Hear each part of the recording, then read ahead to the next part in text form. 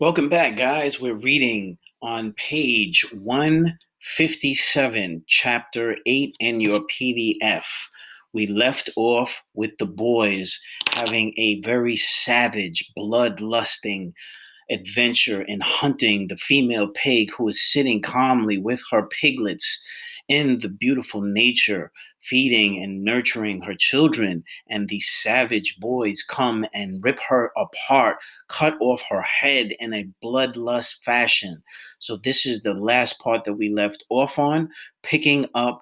What they're doing now is they're imitating what they just experienced by killing this pig, and they're acting it out on Robert and Maurice, picking up right now.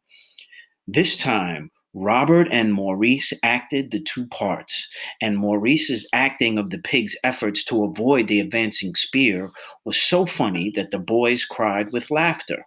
At length, even this palled, Jack began to clean his bloody hands on the rock. Then he started to work on the sow and punched her. Again, sow meaning pig, lugging out at the hot bags of colored guts, pushing them into a pile on the rocks while the others watched him. He talked as he worked. We'll take the meat along the beach, and I'll go back to the platform and invite them to a feast. That should give us time. Roger spoke. Chief, how can we make a fire? Ding, ding, ding, ding. Significance. What is the meaning of the fire? They're trying to have a feast. What does the fire mean to this group of boys? Jack squatted back and frowned at the pig. We'll raid them and take fire. There must be four of you: Henry, you, and Robert, and Maurice. So, what was the rules about the island? What was important about the fire? Who was discussing making the fire in the beginning? And now, all of a sudden, what is Jack's solution to get the fire? We'll build the fire there.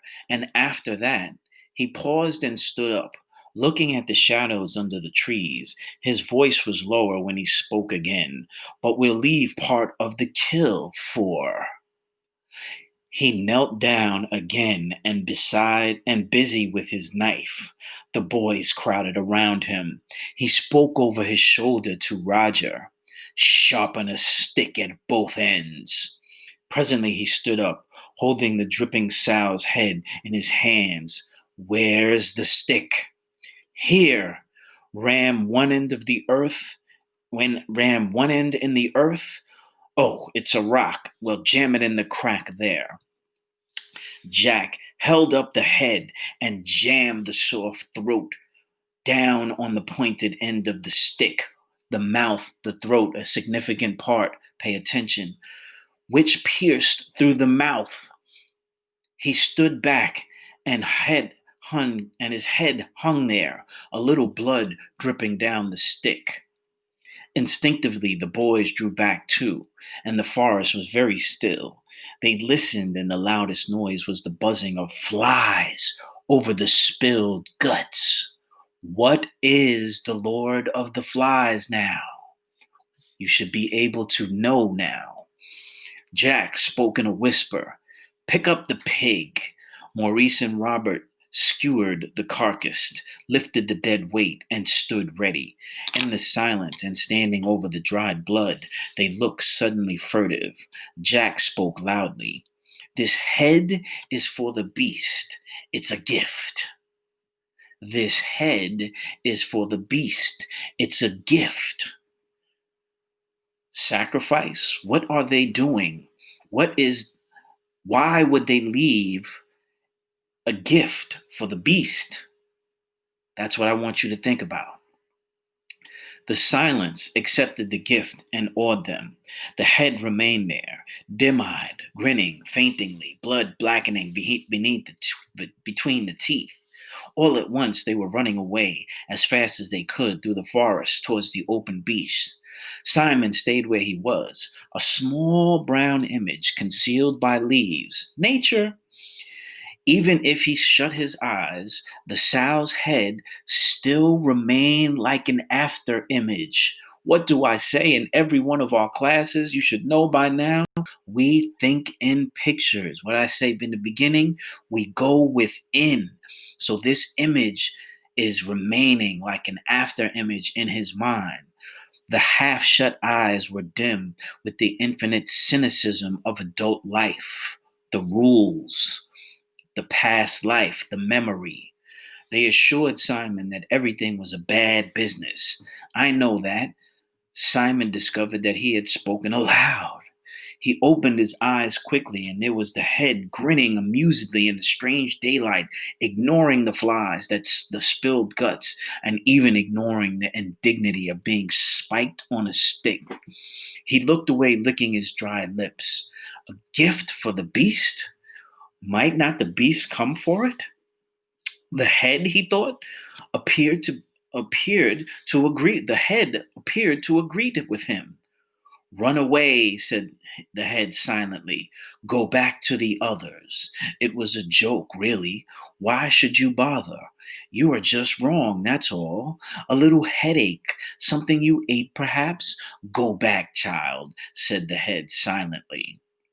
Simon looked up, feeling the weight of his wet hair, and gazed at the sky.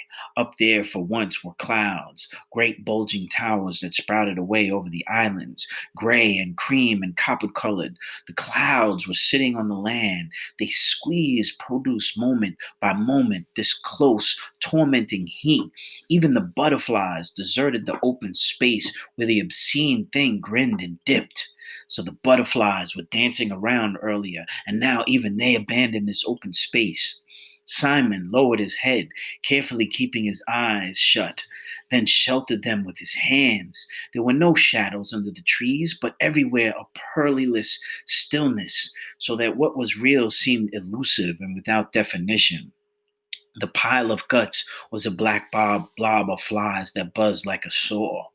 After a while, these flies found Simon. Gorged, they alighted by his runnels of sweat and drank.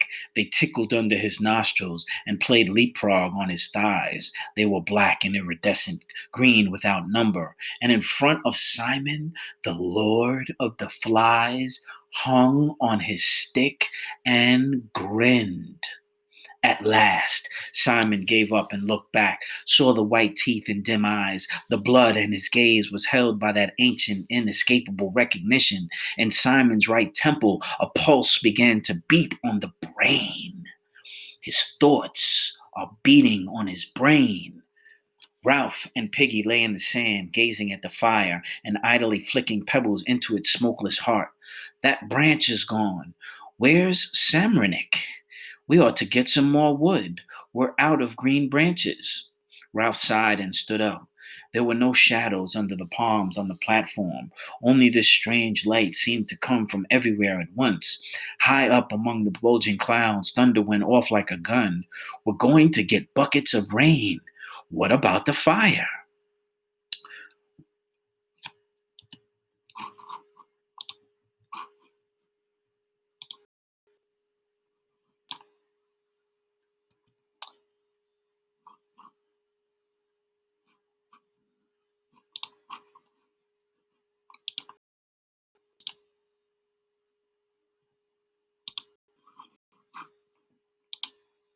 Okay, I want you guys to pay close attention. I'm going to be skipping around to the next section to point out what I want you to be looking for as I read is about fear and what Ralph forgets.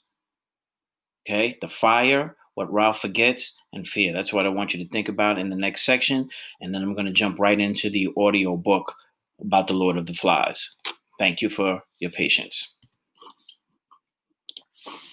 Okay, Ralph trotted into the forest and returned with a wide spray of green which he dumped on the fire. Piggy made an aimless pattern in the sand with his fingers, and now I'm skipping. But the fire! He frowned at the black and white mess in which lay the unburnt ends of branches. He tried to formulate, I'm scared. He saw Piggy look up and blundered on. Not of the beast. I mean, I'm scared of that too, but nobody else understands about the fire. If someone threw you a rope when you were drowning, if a doctor said that this because if you don't take it, you'll die, you would, wouldn't you? I mean, of course you would.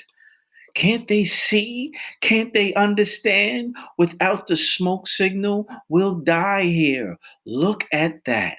Okay, this is the part that's in your questions. What is Piggy afraid of? What are the boys afraid of in this section? Okay, these are what you should be using as your notes as you annotate your own. We can't keep going on. We can't keep one fire going, and they don't care. And what's more, he looked intense into Piggy's steaming face. What's more, I don't sometimes, supposing I got like the others, not caring, what become of us? Piggy took off his glasses, deeply troubled. I don't know, Ralph. We just got to go on, that's all. That's what grown-ups would do. Again, referring back to their old civilization, what they remember, the rules. They're remembering the old civilization, but we're going to find out, what does Ralph forget? I'm going to let you guys pick up the remaining reading, and I'm going to skip to this part here. The fire, the most important thing. Without the fire, we can't be rescued. I'd like to put on war paint and be a savage. They're putting on the mask. Where do you see masks in our society right now? Everywhere. But we must keep the fire burning. The fire is the most important thing on the island because what? He paused again and the silence became full of doubt and wonder. Piggy's whisper urgently, rescue! Oh, yes. Without the fire, we can't be rescued.